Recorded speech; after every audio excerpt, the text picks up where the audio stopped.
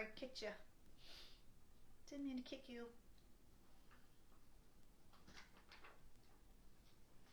Hi, replayers. It's always so awkward waiting for people to come on and nobody's here. But I know replayers are watching. So if you're watching the replay, please go ahead and put replay in the comments so that I know you were here. And thank you so much for joining. Today we are talking about how to make growing old more meaningful based on my own experience. Just gonna wait a little bit, see who pops on. Hi, Abby. Always good to see you. How was your day? Still waiting for people to jump on board here. If you're here, please pop in and say hi. I'd love to see who's here with us today. As we learn about how to make growing old meaningful. Hey, Lisa. Good to see you again. Twice in one day. My day is made. So coming on Labor Day weekend, who's got some fun plans for this weekend? Anybody taking advantage of the long weekend? Oh, it's gorgeous outside. I have not even been outside all day.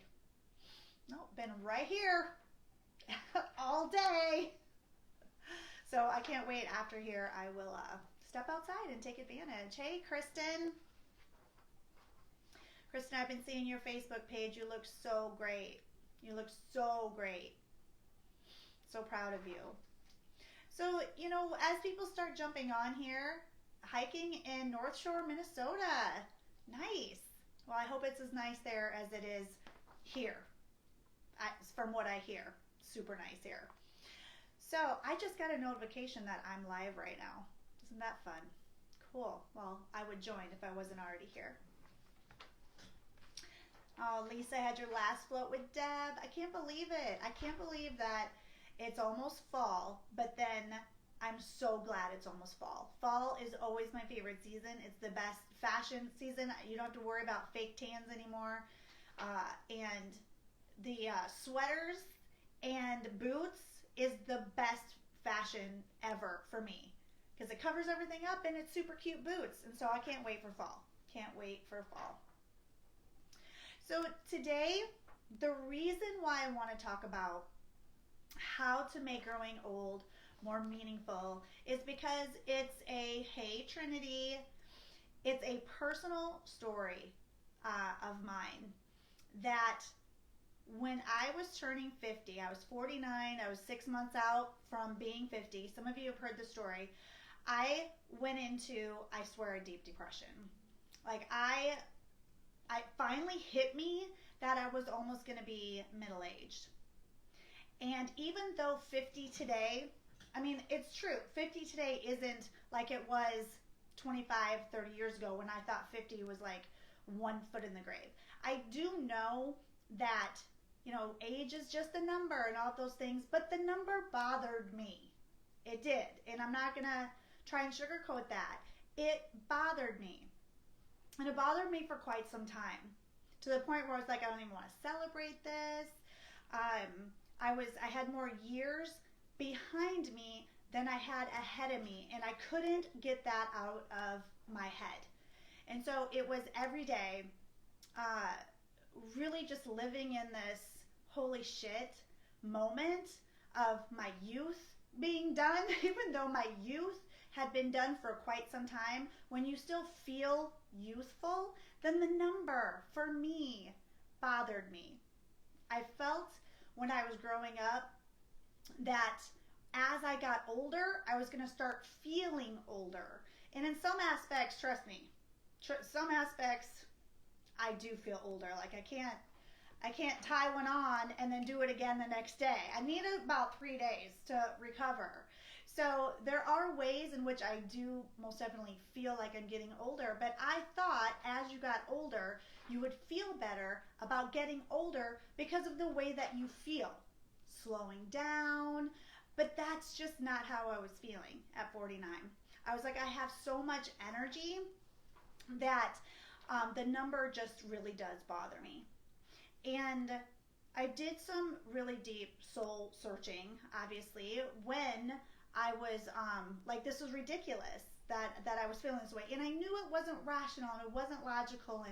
And I know that when people talk about that it's only enough, like, I get all of that, but I just couldn't take myself there.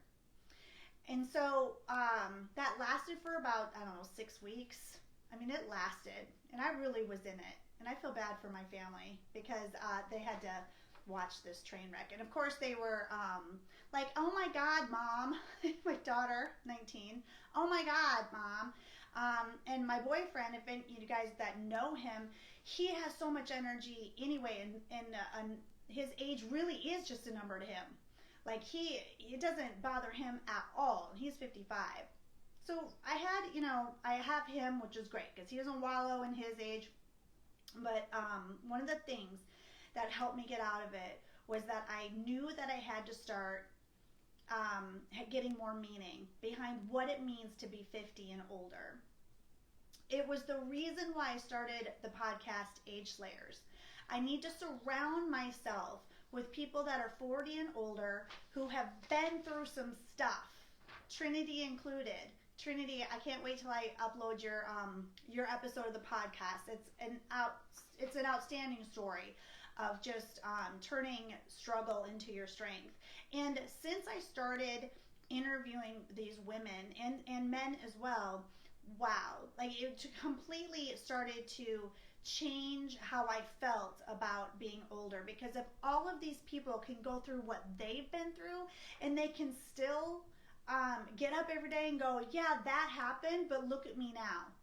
I am thriving no matter my age, even though they went through that. So Age Slayers really was a great a project for me, and it was all because of how I was feeling about being older. Another thing that really helped me that we talked about not too long ago was, we know that meaning, contribution in any kind of way brings a lot of meaning to people's lives. So contributing in a big way, contributing, volunteering, all of those kinds of things, when we can get back to that. So that's a given. We all know that. But the other part of contribution is what I like to call existence contribution. And we talked about this a couple lives ago. I want to get back into it because it's so important that if we as a society really started living in existence contribution, that it would make a big difference in how you feel and also how others feel around you. So existence contribution is what I consider things that have happened to other people because you exist. For example, wherever you go, to a restaurant, to Target, to CVS, wherever you're going, be intentional about your existence contribution that you're going to give that day. It's so easy to walk into a restaurant, order your food, eat it, leave. It's so easy to walk into Target, get what you want, and then leave. But where's the meaning behind any of that? We're really searching for all the meanings behind things like, because I exist, this person smiled. Because I exist, that cup that was in the parking lot is now in the trash. Sure, somebody else could have done it too, but because I got to it first and because I exist, that made a difference. Restaurants is a really big moment that I always take the opportunity. Those waitresses and waiters, they have to wear the mask, and I just can't even imagine all of you that have to wear masks all day. Mad props to all of you, and thank you for what you do. I can't imagine having to do that all day and carrying hot food and all that stuff. So we tip our waitresses and waiters so well, and we take the time to go, thank you for working, and how are you doing, and checking in with them. And because I exist, they were able to see appreciation for me. Does this make sense? The existence contribution. super important and brings a lot of meaning to your life. It may sound egotistical, but maybe it is. It's okay. As long as you see that because of you, something went well, better than it would have had you not existed. I know it's kind of deep, but it could also be like in the context of virtual. So we live in a virtual world right now. Everything is so virtual. So when you get on a Zoom call, how could you give some existence contribution in that moment? I have some ideas. You can be excited when somebody pops on. So, and I know it sounds silly, but just listen to me for a second. If you're joining in a Zoom and there's like 10 people on it and you jump on and nobody says a word to you and you're just sitting there, some people wouldn't mind that, but that bothers me. When somebody jumps on and nobody's saying anything to that person, make that person known. Let them be seen. Let them know that you see them. I see you. If you jumped on and go, hey, Abby, how you doing? It's just, I see you. Okay? Super important. Text message your friends. Text message your friends just out of the blue. Hey, thinking about you today. How you doing? Take note anytime you're talking to somebody about something that's coming up in their life. Put it in your calendar. On that day, text them. Hey, I know your appointment's today. Hey, I know that tough conversation's today. It's because you exist. You're making other people feel better. Okay? Existence contribution. Okay, number 2, meaningful. We're talking about being meaningful and making your life meaningful as you grow older. We've all heard of bucket lists. I believe in them. I think everybody should have one. And I don't even have to go through what a bucket list is. We all know. That's the great thing. But let me just add something to the bucket list. Usually it's like places that I want to go. I would like for you to add and to consider adding experiences that you would like to have. Okay, experiences of things that you want to do. So it's not only just about where I want to go, like I want to go to Fiji, but what kind of experience do I want to have when I'm in Fiji? Some experiences that I want to have, and I'll have you put in the comments of what you think this is in reference to. This will be fun. I want to rent an RV for like 2 weeks and travel to like the Redwoods in California or the Badlands or something like that. But what I really wanted to do for a very long time, and I'm going to do it, is to run up the stairs of the Philadelphia Museum of Art. So if anybody knows why I want to do that, go ahead and put it in the comments. Trinity has had a bucket list and crossed several things off this year. Amazing. I haven't done anything on my bucket list yet. And what I also started doing is I realized I haven't been doing them because I haven't had the extra money. And so I don't know if you guys have heard of Acorns, but it takes purchases that you use with your debit card and it rounds it up and puts the rounded up number in account for you. There's an app for it. And so I've been doing that, and that I don't even see the money. It just goes in this account, and that's going to be my money for my bucket list. So Rocky, that's right. Rocky's my very favorite movie of all time, and I will film it, of course. Can't do anything cool without filming it and sharing it with all of you. That one day, I just have to make sure that I can get all the way up them without like stopping. So I'm gonna have to train a little bit. I'm gonna have to get a lot of cardio in before then. But also, Michelle Beanfang, you may like this.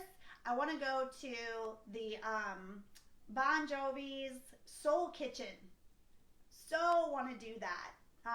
The Soul Kitchen, if anybody isn't familiar with that, it's in New Jersey, and it's where people can go and eat anytime they want to for either giving a donation or working in the kitchen.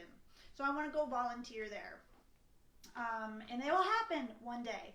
So in order to make your growing older more meaningful, do your bucket list, create a kind of savings plan for that, and then make sure that you put in there experiences that you want to have. You can have experiences just right here, right where you live.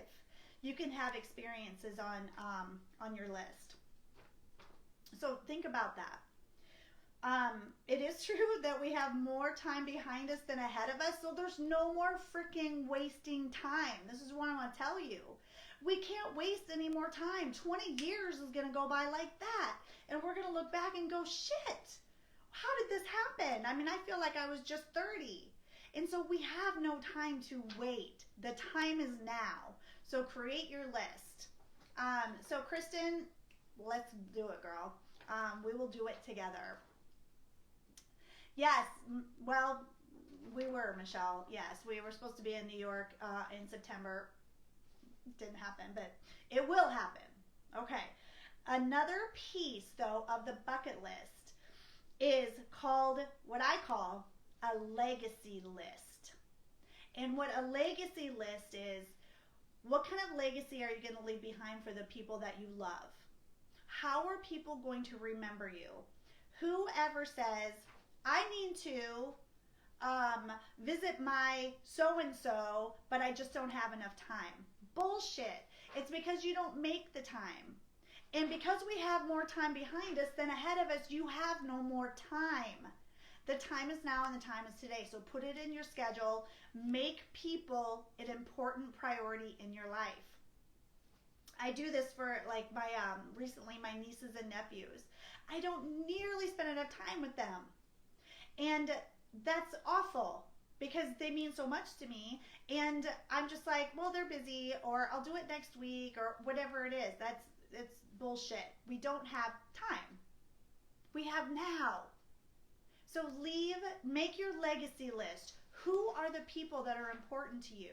Who, when you are gone, who are the people that are going to go, oh my gosh, I'm going to miss her so much. Okay, it's okay for people to miss you. It's actually good if people miss you. So make a difference in the lives of others. Okay, so the last thing that I have is I have two more things. One other thing that's on the legacy list, hang on a second. Yeah, so lots of great information in the comments about how to put money away. Like in envelopes. Cash is king. I always pay with cash. Like, I'm with you, Michelle. And so if I can drive anything home to you today, it's to stop wasting time and just make it happen. Be a problem solver. Don't focus on the problems and why I can't. Focus on the solutions. Another piece of the legacy list is sharing your story. We all have a story that people can learn from. Some of us have stories that can really make a difference in the life of somebody else, like my podcast, like Trinity, like who's been on, that somebody's going to listen to her podcast episode and go, wow, because she was brave enough to tell her story, I know that I can do this. Or somebody's going to go, me too. I know what you're feeling. I don't feel alone in my story because I just heard that person's story. Telling your story is not for you. It's for others. I'll never forget what it felt like when I was having issues. My daughter was having issues in school. She was having trouble socializing, and she would come home crying, and it just broke my heart. And she was going through all of these things, and it just, as a mom, it just makes you crazy. It's just like, how do I make it stop? But it's so out of your control that so much anxiety can come up. And when I would tell people like what my daughter was going through, like she was making friends well and all those things, that when people would go, my daughter too, or my son too, or they went through that, my kid also, I can't even tell you how much that meant to me. I hate that their kids went through that, but hearing other people say, I know how you feel, my kid too, I mean, I could have cried every time. It was really hard for me to sit with some friends who kids were just like thriving and doing really well. I was so happy for them, but I couldn't relate to that. Super happy, but I was like, all I could think about was that's what I want for my kid. And again, super supportive of all of my friends, but this is just real raw how I felt in that moment. Fuck, you really? Like, this is what's going on in your life, and I'm so happy, but deep down, I'm just like, why can't that be my life? Why can't that be my daughter's life? Most importantly. So just getting to the point where you tell your story and people go, me too. Wow, they went through that, I can get through that. Your story is for other people. So please don't keep that in. And if you have a story, you can be on my podcast. So send me a message. Okay. Number 4. This is the main thing that helped me in the beginning get over my aging phobia. Focus. Focusing on people that are older than you who are thriving. Ever since I changed my focus, and I didn't recognize all the young people, I started focusing on people that were older than me, that don't look older, that don't act older, that are living life, that are doing what I'm doing, and they're 70 years old. Which means that from here on out, it doesn't have to mean that I am going to start feeling my age. It means that I have a chance, but it also means that I have to take care of myself now. So I am starting to go to a gym. I haven't started yet. I'm scared. I'm nervous. I'm fearful. I'm like, what if I pass out? It's like all of these things. It's not like I haven't done in the past, but I haven't pushed myself in a very long time. But what's important to me now is that my bones are strong for when I am 70. Because we all know what happens when you fall when you're 70 or 80. Usually it's because your bones are brittle. And so anything that I can do today so that later in life I can look back and go, thank you, Traci, for taking care of your body and the way that you did, I'm going to do. Which I didn't really do that before I turned 50. I did some, but I wasn't real serious about it as I am right now. I was on Instagram and I saw this picture of this woman that looked like she was 75 or 80. And she was so like built. Vicky, if you're still on, you would love this. And maybe it was even on your page. That she started later in life. Like she didn't start when she was 20 and look at how great she looks right now. She started way later in life, like 50, 60 maybe even. And she was just like, she had muscles and she was on Instagram to show, wow, this is what 70 can look like, or 80. She was really old, but she was amazing. Focusing on all of those people. I saw, what was his name? On TV the other day, Lou, help me out, Lou Holt? Oh, I thought I wrote down his name. He was the Notre Dame football coach. Does anybody know this guy? I was watching him yesterday on a news channel, and I was like, Jeff, how old is that guy? Because he was just like, he was on top of it, and he was talking about politics, and like his brain was so sharp. And he eventually said that he was 83. And I was like, another piece of evidence, people. It's just another piece of evidence. How old is that person and that person and that person? Okay? These are the things that help me. Lou Holtz, that was him. Yes. And amazing, just blows me away. There's even, people that I don't even particularly care about in politics, who are killing it, right? They're at least they're showing up every day and they're doing the thing, and so anyway, focus. If you're having a hard time, focus on focusing on the people that are older than you and still killing it. And I have friends that are older than me that are killing it. And so I have really great references. Hey, Sandy. Oh, my gosh. So great to see you. Yes, Lou Holtz, Michelle. Okay, so let's summarize. Let's summarize how you can make growing older more meaningful. Okay, for those of you in the back, who's just joining, existence contribution. Because you exist, make a difference in the lives of others as much as you can.